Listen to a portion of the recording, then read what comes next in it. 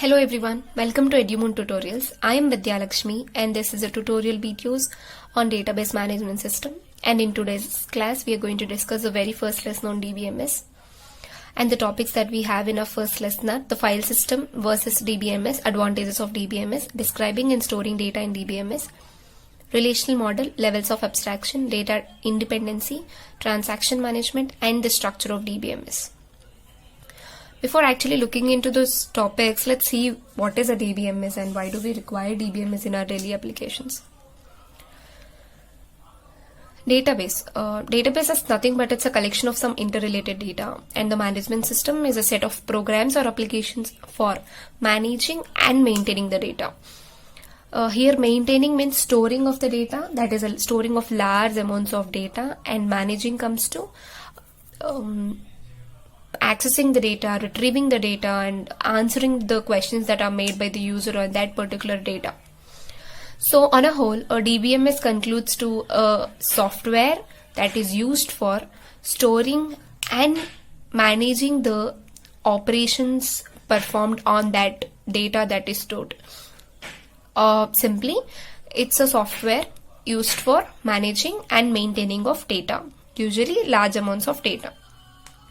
Now that we know what is a DBMS, let's see why do we require or why do we use DBMS for our applications. Okay, and now we are going to choose the data model for an application, and why do we require a DBMS over file system. And for that we'll see why file system is not suitable for the applications. So the disadvantages of a file system, let's see. Instead of statically describing the disadvantage, let's take an example where there is an organization that stores 500 GB of data on department, employees, sales, and products, so on. Now let's see the disadvantages of choosing a file system for our application. The first one is a storage application. So when we are using a file system, we do require a large size of file RAM memory, that means a memory, which is not possible.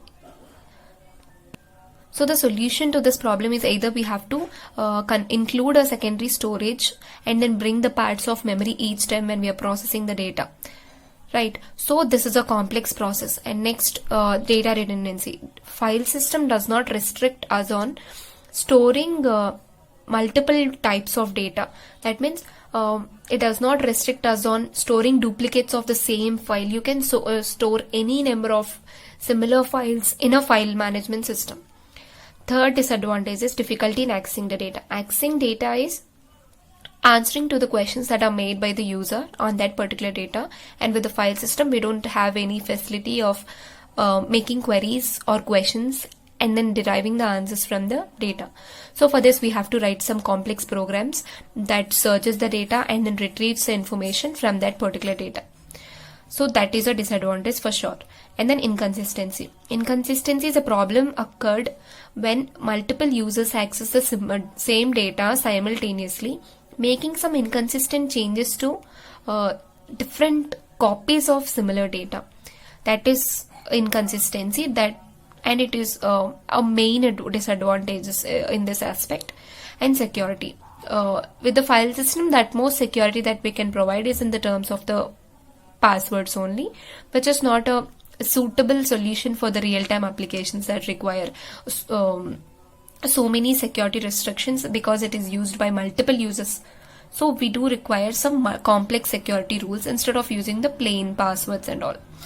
And the next is data isolation. Data isolation is nothing but there is the ability to store the similar data for a particular application. The file management system does not restrict us on storing one similar data. Like we can store any format of data, any size of file into the file system, right? So this is also a disadvantage. And next, multiple users. File management system does not allow us to multiple users to have multiple users. Like it does not allow concurrent access of multiple users on a one data. Integrity problem.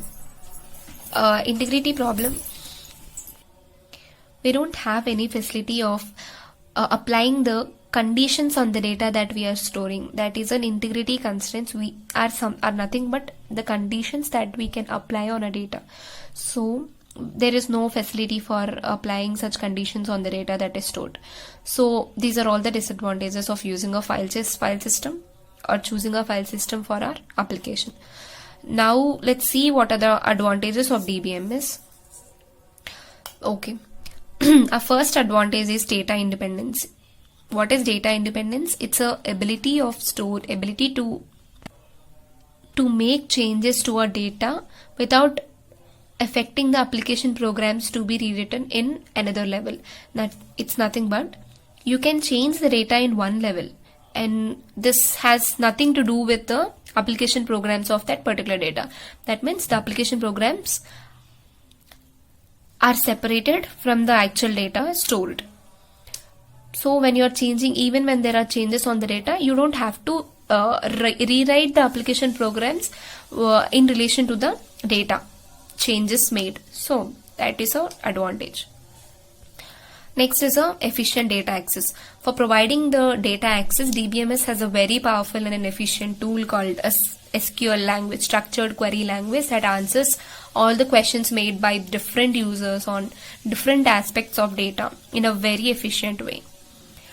Data integrity. Data integrity comes to ability of making enforcing some integrity constraints or conditions on collecting of data. For example, when we are collecting some OTUS data, the DBMS allows us to restrict considering the data like persons who are above 18 years, which is added advantage. Next, data administration. DBMS has a centralized control over the data, where there is an administrator controlling all the different aspects of the logical structure of data. He has all the rules, he has all the rights to grant different permissions, access controls, and also has the ability to change the data, change the structure of data. Simply, he has this centralized control over the DBMS. Next is the security. With DBMS, you can employ levels of security. That means there are various levels of security for different groups of users. With the help and access controls is also an example for security, where each user is given access to only the data that he is going to access, and he is not allowed to access the data that is not under his control. Right. Next, concurrent access and the crash recovery. Concurrent access is nothing but the ability of multiple users to access the data simultaneously. Different users can actually make changes to the data simultaneously. So crash recovery. Crash recovery is nothing but when there is a system crash or when the system runs into an inconsistent state, DBMS has the ability to move the state from the inconsistent state to the consistent state by rolling back the instructions that cause the inconsistent state. For example, you're running some instructions and then the system crashes because of that instruction. Now you can roll back the instruction that caused this crash to the consistent state just before the crash, right? Then next, reduced application development time.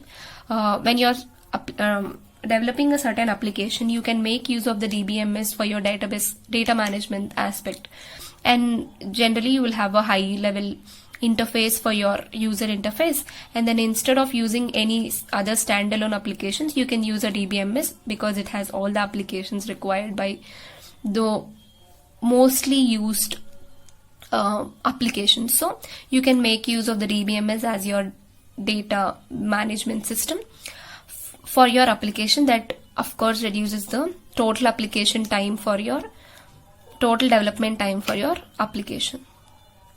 So this concludes the advantages of DBMS.